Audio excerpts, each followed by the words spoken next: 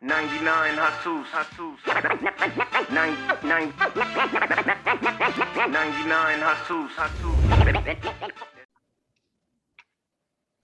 Welcome to the 99 Hustles podcast. I'm your host, Nick Carter.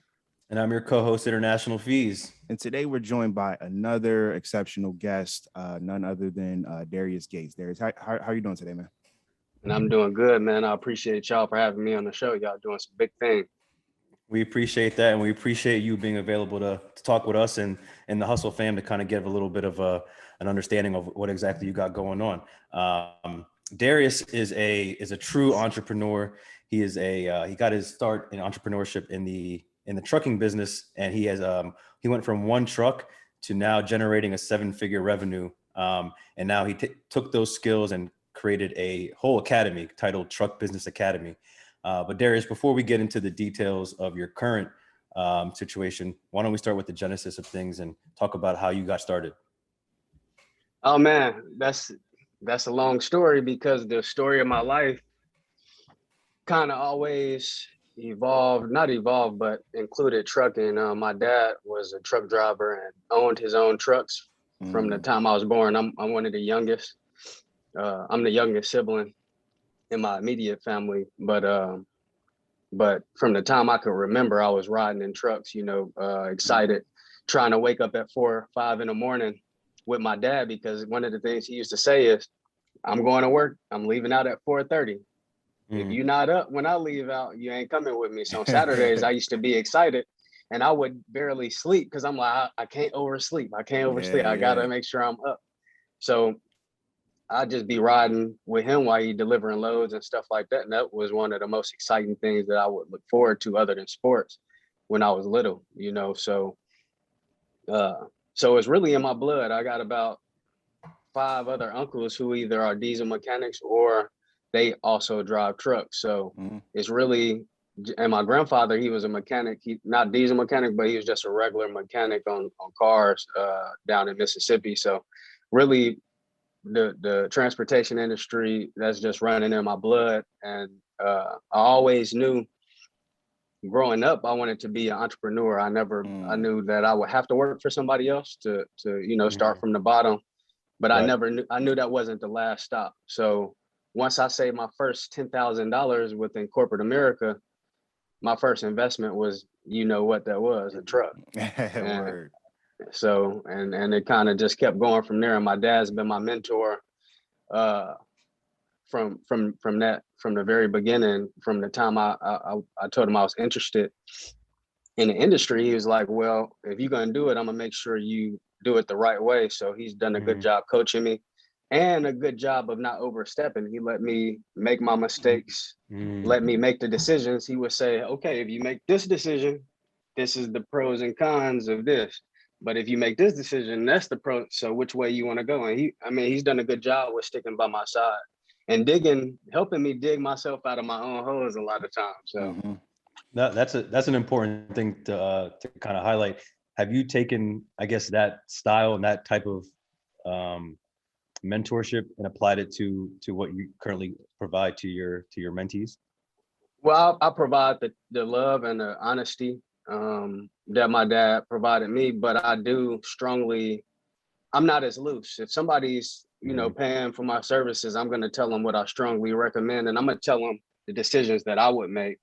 I wouldn't necessarily say this is the option, this is the option. I would say, I strongly suggest this, but a lot of times you want to make your own decisions, or it's a lot of, I'm not your only teacher. People go on YouTube, people got other relatives, but I tell them if I was doing it, I would do this. And I would tell them why I would tell them my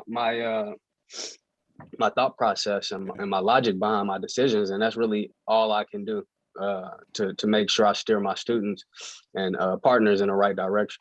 Or and so there's with that first $10,000. So you buy your first truck. I imagine because your pop served as a mentor, there wasn't as steep of a learning curve. But with that first, did you make any mistakes, or how did you that first 10,000? Did you invest that and that was off and running right there, or what? How did that first investment pan out? Well, when we first got into the trucking industry was down in 2014. because we was coming out of that recession from 2008 to 2012, and really trucking was still the rates wasn't that high. But and we were leasing on our trucks at the time. We didn't have our own authority, which means we're using somebody else's credentials, meaning the money passes through that carrier trucking company, and they have to pay me. I got their name, their company name on the side of my truck. So really, I just provide the truck and the driver, and they do all the rest, all the other overhead. But now we actually are the carrier, and we can, we got our destiny in our own hands. So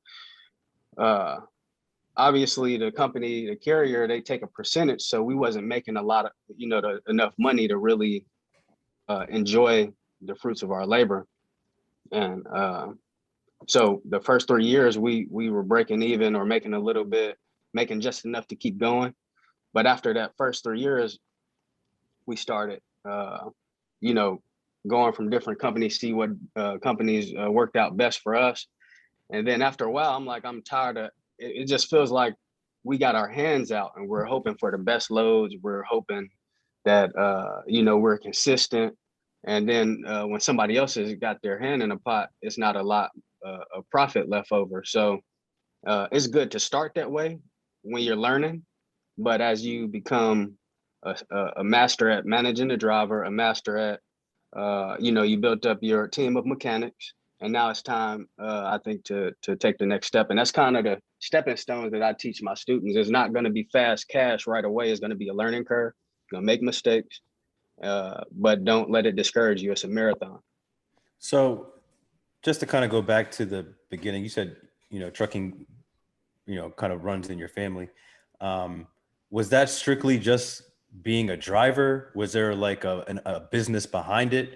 Can you talk a little bit about like what were you able to see prior to getting your hands, involved? Well, my dad at the time, he was doing dump trucking. So he worked for a company called Brunt Brothers, and actually the Brunts are part of my family as well. And I saw how they ran their business, and my dad also owned trucks within their fleet. So he owned about, I would say, anywhere between 5 to 10 dump trucks. And I could just see him working the phones, checking on the drivers. And then when I was coming up those sprints, back in the day, they used to have the walkie-talkies, the CBs in the truck.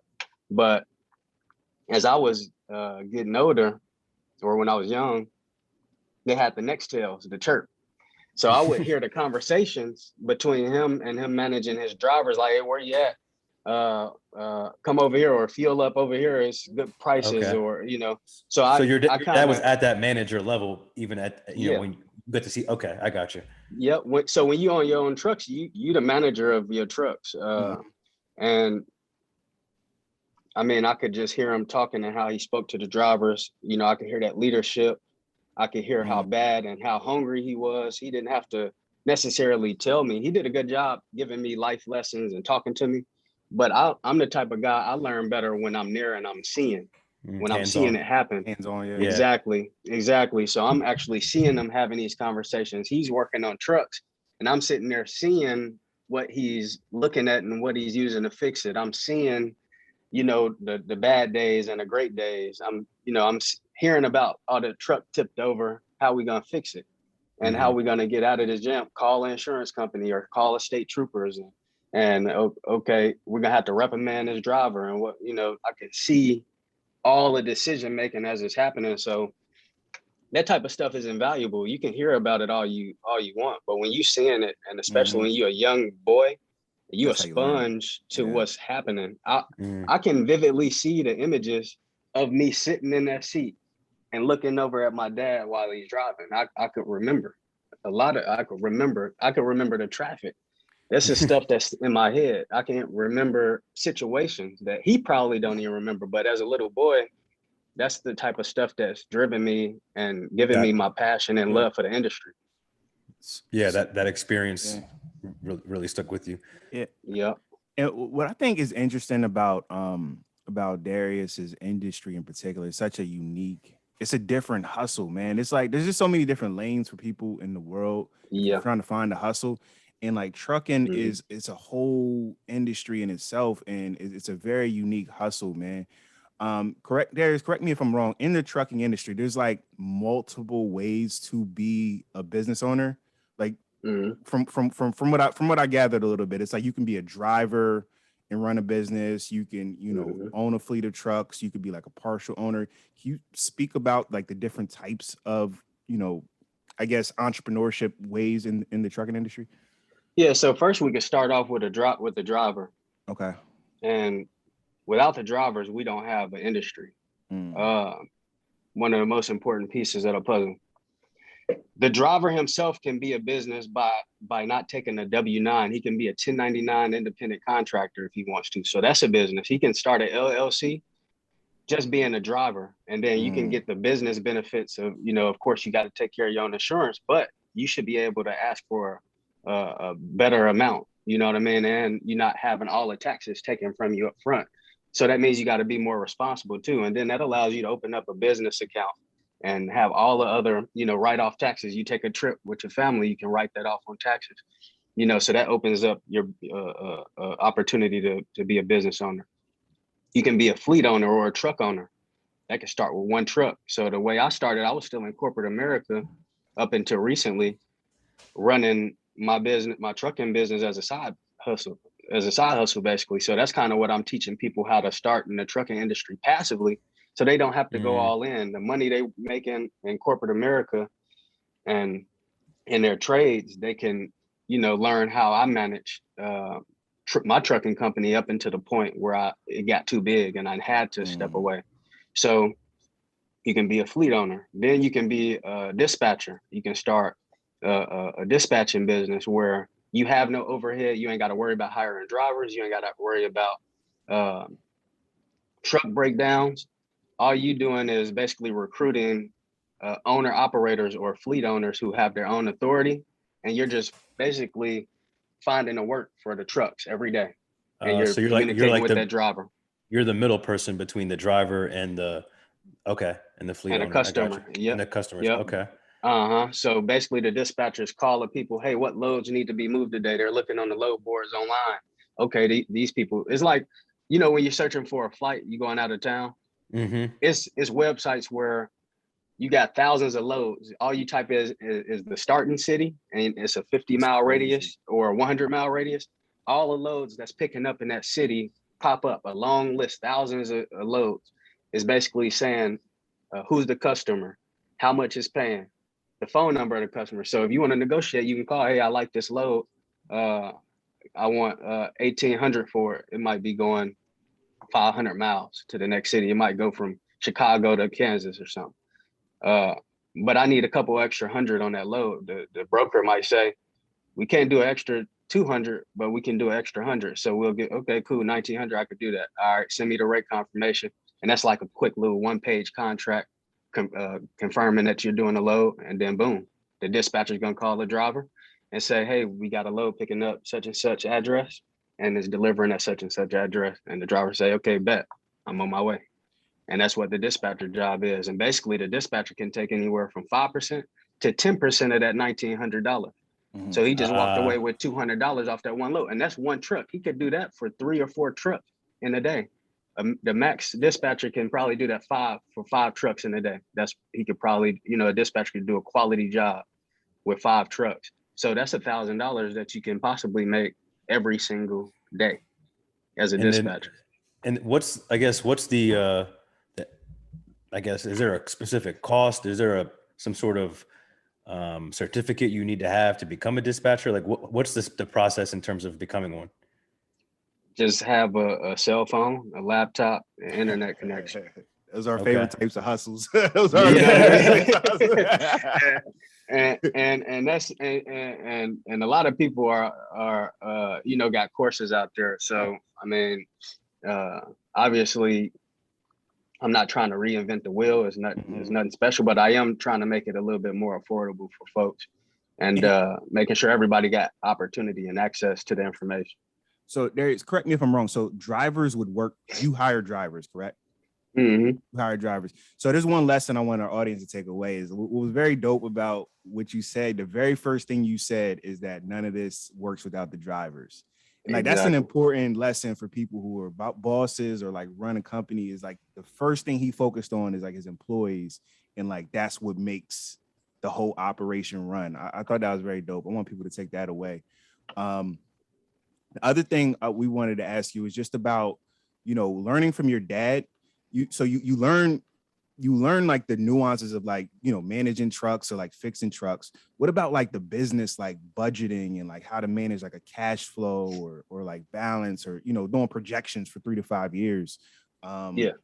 At what age did you start developing that? And, can you talk about that process?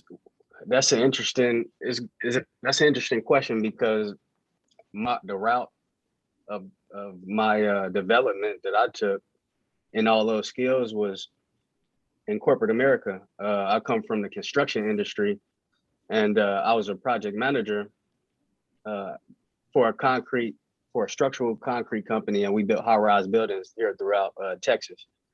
So I built 20-story buildings, 40-story buildings in Houston, Austin, and Dallas. So managing $30 million a year, I've gotten all of this information in these spreadsheets and different ways to use the spreadsheets and type in and enter information. Managing 30 million a year to now managing my trucks, which we can be up to 3 million a year.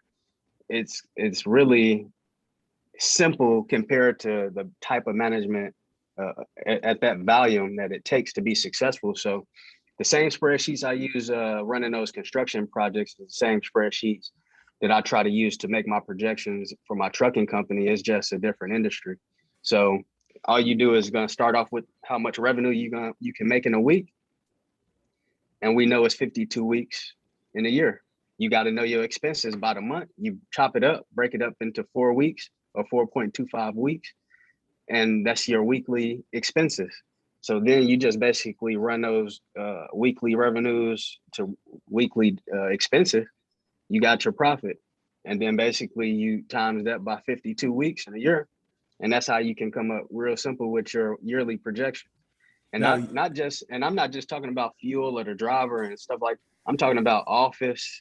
If I take flights, how often I'm taking flights, computer equipment, receipts on all the little things. Even when I take my family out to this a tax secret, but when I take my family out to trips and stuff, those are business expenses. All I got to do is meet up with a business partner or something dealing with trucking, and it can be legit a business trip. You know what I mean? So I put all of that in and factor that, and I know exactly where my profit is going to be. Now, you mentioned your corporate job prior to getting, I guess, back into trucking. Was that always the intention to go corporate, see what's out there, and then come back to trucking? Or like, how was that path? Well, the path honestly was just going after what was going to make me the most money ASAP. So I had a buddy who was in the trucking industry, B. Kent, one of my good friends. I played college football with him, man.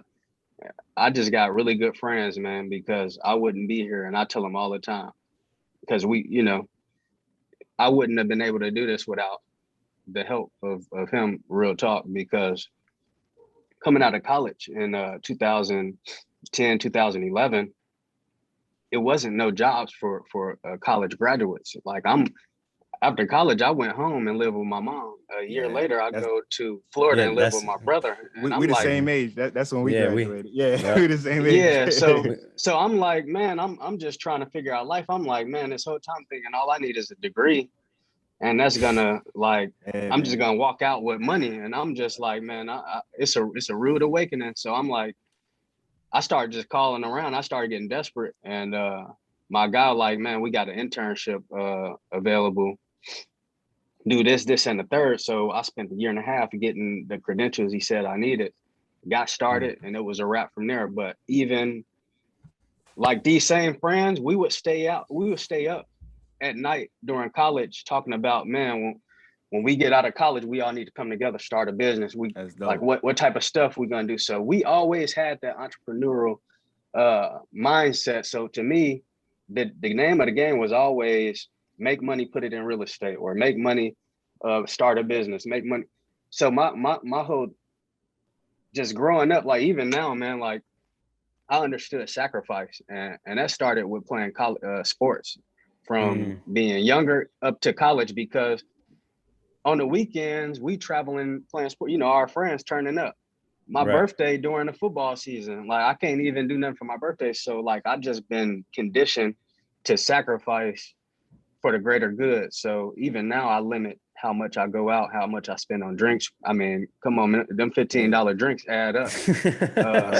Man, real talk. And then you ain't just gonna buy you one, you gonna buy you guys one. Like by the time you leave, just showing love to your folks. You got a $300 bill. If you got a table or sink, that's 500, 600. Yeah. So it's like, it's like that's the money I sacrificed and that I was saving, like literally. And I gotta shout out my mom and my dad, because when those times I came home, they never said, "Hey, I need you to pay this. I need you to pay that because you're here. I need you." And fortunately, we was in a situation where she didn't need it, and even sometimes some parents who don't need it, they force their kids to still pay anyway. So I'm fortunate enough where she said, "You know what? Like, I know my son is smart, and I know he's gonna figure it out.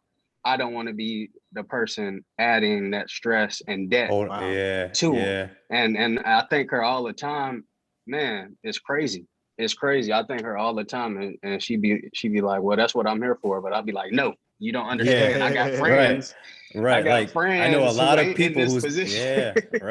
Parents So, charging them rent, people, car payments, the whole nine. That's interesting because I'm assuming, you've mentioned you played sports, you were successful in sports. I'm sure you were successful in finding ways to make money even growing up. I'm assuming your parents saw something in you that they always knew you were going to figure it out. That even if you needed help, during this short period of time, you gave them confidence already that no, he's going to do something. He's not just sitting around just collecting dust. So go ahead. You know what's crazy about the sports thing? I think I'm just realizing, Fees, we have so many ex-athletes on Former the podcast. athletes. Yeah. There's definitely a parallel. There's definitely a parallel between sports and the discipline you pick up in entrepreneurship. For sure. There has to be, like, almost everybody we have on like played college sports. Really, like, it's crazy. Yeah. It's kind of like the military, man. For real, it's kind of like it puts you on a schedule. It puts you on a like everything I do. Like I put a list together. Like on my notes section on my phone, I got Monday, Tuesday, Wednesday. I use it as a planner. Like it's a list. When I get done with it, I delete it. You know what I mean? I know what time I'm gonna wake up. I know what I'm gonna get done by a certain time, and it could be a good thing or a bad thing, but it's been great to me more than bad. So. Discipline, have a program, have something that you can follow. I mean, I forget who said it, but they always say like there's the as many things as you can automate, the less decision making you have to do. And apparently we only have but so much ability to make good decisions every single day. So like the decisions you have to make, you want to make sure that you have complete focus for them. Because if you're trying to decide like, oh, what time am I going to get up? What time do I got to eat? What am I going to wear today? These are all just energy being wasted that you could be used to actually help generate money as opposed to spending it. So I think that's a real interesting point. And to Nick's point about just having that discipline. Now, did you have any outside mentorship outside of your family in terms of whether it's the trucking or whether that was just, life? I know you mentioned your friend and your college friends. Are those, the people that you kind of lean on or go to when needing advice? Well, when I get advice, I use my family more than, and I consider my close friends my extended family. But I look up to my brothers. I look up to my sister, my older sister, and like I said, I'm the youngest. So growing up, they were always the heroes to me, and they really showed me what hard work looks like. They showed me how sacrifice looks like. They show me how success looks like and how you handle it. So, I'm just glad that I got family that are doing great things and got the right mindset, because me being the youngest and the way I grew up, I was gonna do whatever they did. Just be honest. If Right. they were in the streets or something, I probably would have been in the streets just because Yeah. like I'm just looking up to them. You know what I mean? I just thank God. I The thank God influence. that I had those role models and my mother and my dad preaching to me, my stepdad, Monty, preaching to me. I'm just real blessed, man. You know, a lot of people talk about, you know, coming from the mud and stuff like that. That's cool and that is great stories, but I celebrate the position my mom put me in so I didn't have to. And you know, being from Chicago, you know, even though her and my dad put me in great situations, I could go right down the street and, you know, Any sell given moment. drugs. Like, you know what I Yeah. mean? Like it's right there. Any given Like second. Yeah. we wasn't rich, so we was in the suburb of Chicago, Country Club Hills. It wasn't a bad area, but it wasn't great. You know, it was one of them suburbs that as soon as you get a little money, we can afford to get out here type area. Which a lot of times is just as dangerous, if not more dangerous. You know what I mean? Because you're comfortable, everyone's you trying got your guard down. you're Yeah. comfortable, and then someone's trying to prove something at all times that, like, you know, Mhm. they're not soft. So Yeah. Yeah.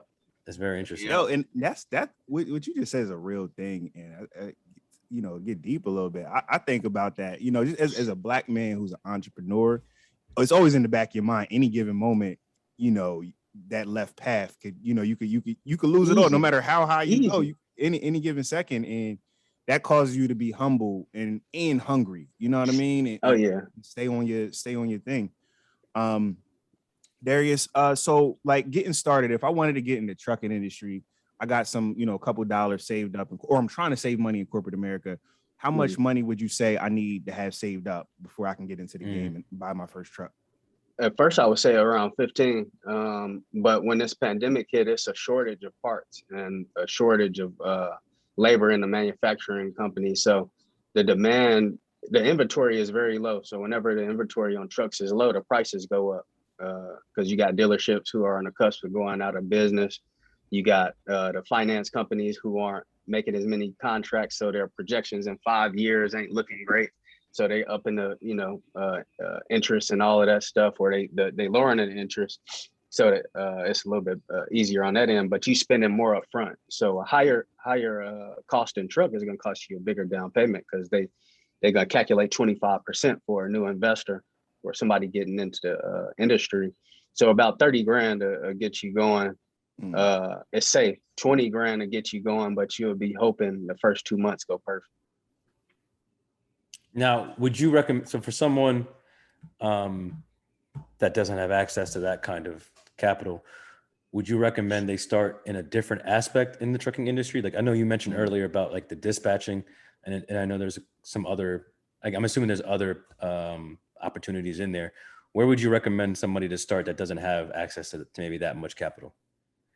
I would say start with the dispatching, because it's starting dispatching. You heard that you could possibly make 1,000 a week, and that's straight cash. So nothing's threatening that. When you start a trucking company, breakdowns threaten that, losing a driver threaten that, the truck payment threatens that, insurance, accidents. When you're doing dispatching, there's no overhead, no threat. The only thing you do is, the hardest thing that you'll do is recruiting those truck drivers, spending time on the front end, going to truck stops, you know, cold calling guys, and once you land them, you rolling, you playing ball. So I would recommend hopping in the industry, because then at that time you starting to learn how the ins and outs go too. So you building up education just by being on the phones and hearing these stories, and then you building up a network of folks, you know, that's already doing it, that you can you know, reference and call and ask questions to. So I would recommend hopping in with the dispatching, and then go from there. It's a lot of people who start with dispatching, and it funds their trucking companies. Man, it happens. Like, and most of the people you talk to, a lot of people, probably half of the people I talk to, dispatched at some point in time, or they're in corporate America, doing it as a side hustle. I got a question for you about like the future of trucking. How do you see? I've seen certain things that say like like autonomous cars. Like trucking industry might be one of the biggest, like industries that change because of technology. Like, how do you see like the future of trucking and like the adjustments that you guys will have to make to, adjust as the business, is the climate for the business industry change? Like, what do you see as like the future with like technology and trucking? I think eventually trucks will get that technology and as far as being automated. But I don't think that it's going to threaten the livelihoods of truck drivers. And I say that because the airplanes have been automated for years now. They still need the pilot. Yeah. And why they need the pilot? For malfunctions. They need them just in case because computer jams up, it freezes. And sometimes that pilot might have to take manual control. And 9 times out of 10, the pilot is really important at the start. And then he's important at the landing, takeoff and landing. The same thing with trucks. On a straight highway, he's gonna probably be like this. Yeah. but when he get on the docks, docks or going to the shipper, he got to be, maybe this dock is closed, and he talking to the security guard at the entrance, and the security guard, now it's packed over there. You gonna need to wait in that lot of, well, if it's just computers, the guard can't talk to nobody and make adjustments like that. So somebody needs to be there for these small adjustments. You know what I mean? So I think that the driver is still gonna be as important, but it's really gonna be hopping the industry now where everything is kind of stable, and it's more predictable, and then build up your money and to be financially ready for any adjustments, because I think it's going to be a transition, because the world needs trucks. So I don't think they're going to say you need a automated truck or you can't do business, because then how you going to get your groceries at the grocery store? How you going to get your clothes shipped to the malls? So they got to do something reasonable to make people afford to transition as well, because it's about 60 or 70% of truckers are small independent companies. The other 30% are the huge mega companies. So if you take away 60 or 70% of the small companies and small business owners, we're gonna be starving, and we ain't gonna be clothed. I'm glad you mentioned that, because I read somewhere that, I don't know if it's like 70 or close to 70% of the number one jobs in America, in terms of 70% of the state's number one industry, is trucking. So it's a huge it's a huge industry that affects a lot of people. Like I never knew that. I didn't know that majority of the industry is actually small business and privately held. That makes it even more interesting. So so with that, where do you see your the future in terms of how you see yourself involved in trucking? Do you think you're be gearing a little bit more towards like the mentorship side, having like classes, or do you see yourself like still being involved in like the day-to-day of the industry? I'm never going to give up the day-to-day. I love it. It's too much of a passion of mine. And just hearing my story, it's more that relationship and bonding with my dad and family, and basically building up the skills. I'm never going to give up the skills that I've been taught by my father. Like, if he taught me these skills, I'm going to make sure I'm going to put them to use. So it's more than just a business to me. I'm just grateful that a passion of mine, something that I'm able to bond with my father about and learn from him and apply it. I'm just glad it's something essential, and I'm glad it's something that will allow me to continue to grow and make relationships and network. So I'm always be in the trucking industry, owning trucks and running the trucks, and being at the forefront of the industry. But I think that I am going to also work to try to make it automated as much as possible as we grow. So I can focus more on growing the consulting side of it, so I can teach as many people to be as successful as me, and really be and I'm transparent, man. I'm teaching these folks everything that I'm doing. They have access to every way that I manage my company. The students and everybody who's affiliated with me gets to duplicate what I've done, and meaning they get to skip all the $5,000 mistakes I made, $10,000 mistakes I made, $15,000. they can get straight to it and straight to avoid it. these landmines. Right. And instead of yeah, and it helps that you're still actively in the industry. You know what I mean? So like you can speak to like a lot of the changes as they come, as opposed to someone that's just like, oh, well, 10 years ago I was successful. This is what I did. bingo. So that's another one. I could tell them exactly what I'm going through today. You know, so and to get back to that one question, what was it that Nick had asked me?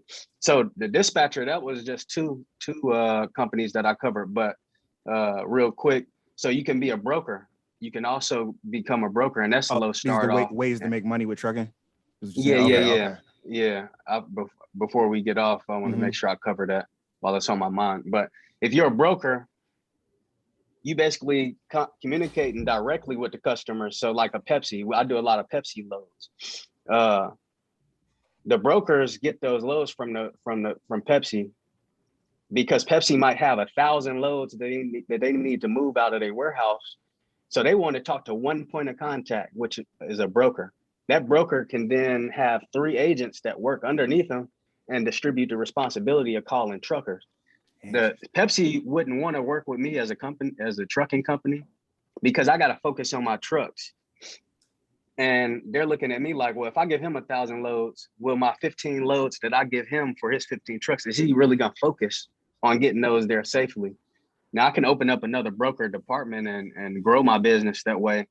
But Pepsi would rather work with one person than 15 companies like me to move those those loads. So basically that relieves Pepsi from having 15 other people to manage those 15 other trucks. Just hire one broker, give him the responsibility, and then all the liability is off Pepsi.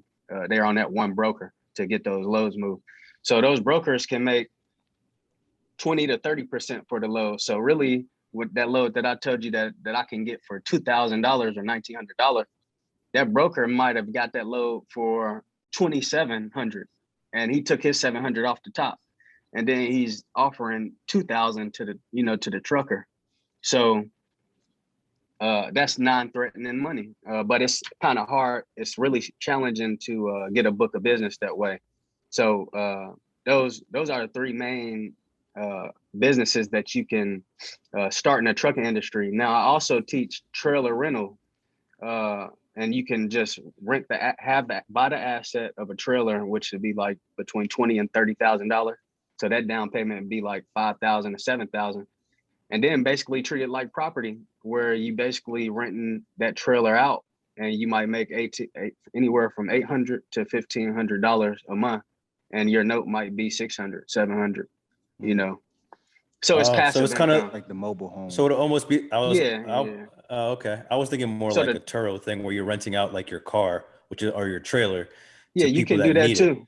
It's an app like that too. Wow. It's an app that I usually tell everybody, all my students. It's an app called Coop, and it works like that. You can buy a trailer, and I talk about that in my course as well, how to utilize that app and to market the trailers you own. So like right now, I own 4 trailers. If my trucking company ever goes out of business, I own 4 trailers that I can rent out and keep producing income. Assets, yeah. So about 200 to 250 a week, just with and I got some older trailers, maybe like 7, 8 years old. So they probably wouldn't make revenue as much. So I could probably get like 800 a month with those. So, Darrius, one question we always ask our guests is, what is your hustler mantra? Now, your hustler mantra is like a quote or a phrase or something that you live your life by or run your business based on. So if you had to give us your hustler mantra, what would that be? All my friends watching, y'all know the one I'm going to use. All my high school teammates, my high school coach, Coach Sutton, Ernie Sutton, got a saying that always stuck with me is, the easy way is the hard way. The easy way is the hard way. So if you're trying to, do shortcuts, you're going to make it harder on yourself on the back end. I'd rather work hard, and then it'd be easy when game time come, or it's going to be easy when it's time to retire. It's going to be easy when you maintain in the company. But if you're trying to shortcut stuff, 9 times out of 10, you're not paying attention to details because you didn't put that extra work in. You didn't, so it can bite you in the butt. It could cost you. And a lot of times, some of them early mistakes that I made, maybe I should have spiked up a couple extra dollars, or maybe I should have not had tried to, tightrope it and maybe should have been more patient. And something that Rick Ross mentioned that goes in line with that is move correctly. Don't worry about moving fast. And that's kind of in the same lane as that saying. So. Yeah, that makes a lot of sense because often pay attention to detail. But if you cut a corner, you're eventually going to have to go back and run around it again anyway. So it's just going to be more work later on. The easy way is the hard way.